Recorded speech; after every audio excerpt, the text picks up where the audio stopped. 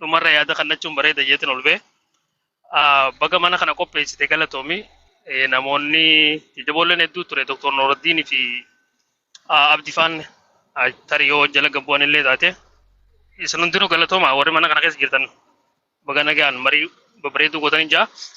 Yaada kiyyatti yogguun dabre hanqinni karaa ba'aa kanaan jiru maaliif nu mudatee kan jedhuun rakkoo isaatii fi dhumarratti immoo furmaata kaasa. Durarratti rakkoodhaan kaasa. Rakkoon 50% walqixa tokko namni beekee furmaata isaa beekee akka jechuuti waan ta'eef furmaata isaa parsantii 50 beekee jechuu waan ta'eef jechuudha. Jara keenya laa miidiyaadha wanni irratti haasawaa jirru kuni akka walilleen taajjabne Oromoota kutaa hundaa bifa kutaalee Oromiyaa hundarraa mana kana keessatti hirmaattee dhaggeeffata. Harargee kuni hanqina harargeedhaatiif yookaan rakkinoota achitti mudatan kan hoggaanii fi haasofnu akka harargeen cabee namaa gad jirutti haasawuun nurra hin jiru. Harargeen dhugaadha bakka namaa olii yookaan immoo Oromoo keessattii fi Oromiyaa keessatti bakka isaan maluu fi yookaan immoo sadarkaa duraarra jiraachuu baatullee bakki amma inni irra jiru hanqinoonni tokko jiraatullee haala gaariirra jiraa jeetiin kaaya. Ammoo hanqinoonni jiru kun akka fuula duraatti fayyadamaa ta'uu maaltu nu hanqisee yoggu jenne waa lamaan kaasa. Tokko hanqina barnootaati. Lama rakkoo qabsoo Oromoo achi keessatti lafa san keessatti deemaa turtee fi hawaasa kanarra deemaa turte irraa rikavar godhuu irratti nu mudate. Waa lamaan kana qalbifadha. Hanqina barnootaa lammaffaa rikavarii yookaan immoo qabsoo hidhannoodhaa achi keessatti deemaa turte san irraa dandamachuu irratti rakkoo nu mudate. Hanqinoota nu mudate. Okay, gara barnootatti hin deema. Namni wanni isaa vaaliyuun isaa barnootaan madaalama. 70 ol. Hanqina barnootaatu jira lafa san. Akkamitti yoo hojjetan taate eenyuma kana waggaa nuti amma soddoma keessa jiru nu keessatti barnoota arguutti nama torku jechuudha. Barnoonni ammayyaa kun sadarkaa kanatti yeroo dhiyootti yoo akkas kalaalatu taate waggaa biyya mootummaan ijaaramte keessatti hirmaannaan Oromoon qabu maal fakkaataa jettee hojii ilaalte awwaan namatti soddomaatiin kaasee waggaa 70 san dura ture keessatti hirmaannaa hawaasni kun hin qabu jechuudha. Maaliif sadarkaa barnootaatti duubatti hafiinsi akkam akka ture agarsiisa. Barnoota jiraachuu dhabuun hanqinoota amma mootummoota amma dhufaa dabraa kana keessatti akka nuti mul'anne nu godhe. Birookiraasii biyya sanii keessatti akka nuti mul'anne nu godhe. Mootummaan Abiyyiidhaa yookaan mootummaan ammarra jiru yookaan mootummaan TPLF akka ture EPRDF keessatti harargeen irraan fayyadamnee jechuu dandeenya. Kana ammoo akka tokkoon godhe Dargis dabalatee Haile Sillaasee dabalatee namoonni keenya sadarkaa barnootaa irratti parsantiin hagam takkaatu baratee sadarkaa bulchiinsaa irratti sadarkaa hoogganaa irratti sadarkaa tajaajilaatti dhaqabe jennee olaalle very small very few percent 1992 gaafa abaawoon gaara seenuu harargee keessaa namoonni sadarkaa tokko lama jee qubaan lakkaa'amuutu yuunivarsiitii Finfinnee irraa dhufee leencoo faadhaa wajjin jaarraa baga gadaafatti dabalamee jechuudha. Kun maal si garsiisa? Hawaasni kun sanii as barnoota barate malee eeguma oppoodiyoon yookaan immoo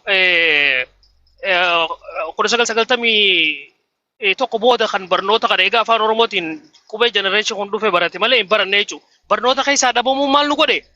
Birookiraasii mootummaa keessatti akka hirmaannaan qabaannee nu godhe. Look, biyya kan jaaru nama barate. Amma fakkeenya ikoonomistii meeqaatu jira harargee keessaa kan bee.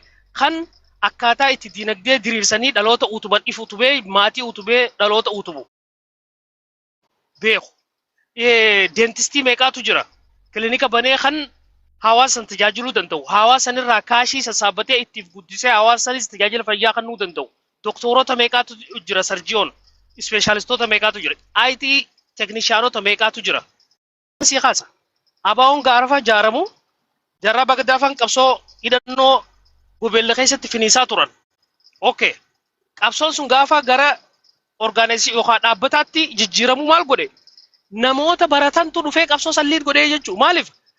Jamaalii fi Caalaa fi kabbabaan naannoo kana jiru kuni warri kutaa 12 gad kolleejjii giraajuweetiin godheen yuunivarsiitii giraajuweetiin godheen kuni qawwee hidhateetuma deemee loluudhaa fi sadarkaa adda addaatti haa tajaajilu malee sadarkaa hogganaatti hin barbaadamu. Maaliif by default automatically liidera irratti choose hin ta'u jechuudha. Kun maaliif vaaliyuun isaa barnoota irratti waan ta'eef.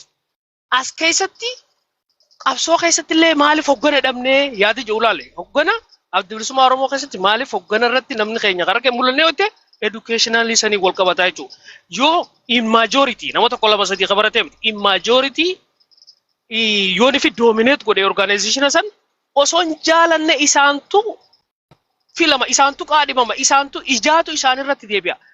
Fakkeenyuma kana biyyilleen akkasii jechuudha. Gaafa mootummaan tokko dhufee hidda isaa diriirfatu namoota barnoota qabantu sadarkaa diinagdee irratti, sadarkaa siyaasaa irratti, sadarkaa ikoonoomii irratti bakka hundarrattu fayyaa sektoroota hundarratti nama barateetu shuumama. Namni baratee kun maal godha caasaa diriirfata hanga gandaatti. Uumamaan ilmi namaa kuni if jaalata hidda isatti aanu akkasitti faayidaa isaa babal'isaa deema. Okay. Nama barate keessaa yoo naman qabaatin poozishinoota mootummaa keessaa yoo naman qabaanne qaamni reprezentis godhee dantaa uummata kanaa tiksu yoo bakka san hin jiraanne dantaan siin tikfamtu jechuudha. Mootummaa santu si dhiibee osoo hin ta'in automaatikaalii barnoota keessa jiraachuu dhabuun poozishinoota jiran san akka hin harkanne nu taasisa. Tanaasittiin bira dabra. Lammaffaa qabsoo godhamte sanirraa dandamachuu irratti rakkoon mudate. Qabsoon 1992 irraa kaasee gaggeeffame suni uummanni Harargee akka taarget godhamu godhee mootummaan Tigreedhaa TPLF hawaasa Harargee namoota yeroo sanitti diinagdee qaban 1991 booda egaa abaawwan biyyaa bees warreen hidhata abaa wajjin hin qabnes jara kana fandi godhanii dhaaba kana fandi godhan sodaa jirurraa hunda abbootii qabeenyaa Oromoo dhaloota Harargee naannoo ba'aa kana jiran taarget godhee dhabamsiisee biyyarraa baqachiisee jechuudha. Okay, sabbiran adabri. TPLF gaafa godhatti dhufe maal godhe?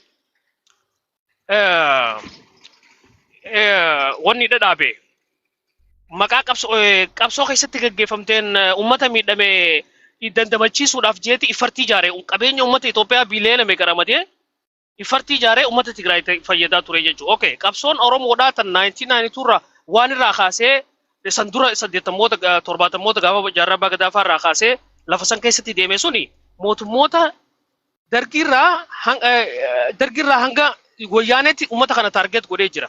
Taarget waan godheef diinagdee keessaanii inni dhiibe mootummaa keessaanii dhiibe uummata kana asimileet godhee jechuudha mootummaa keessaa.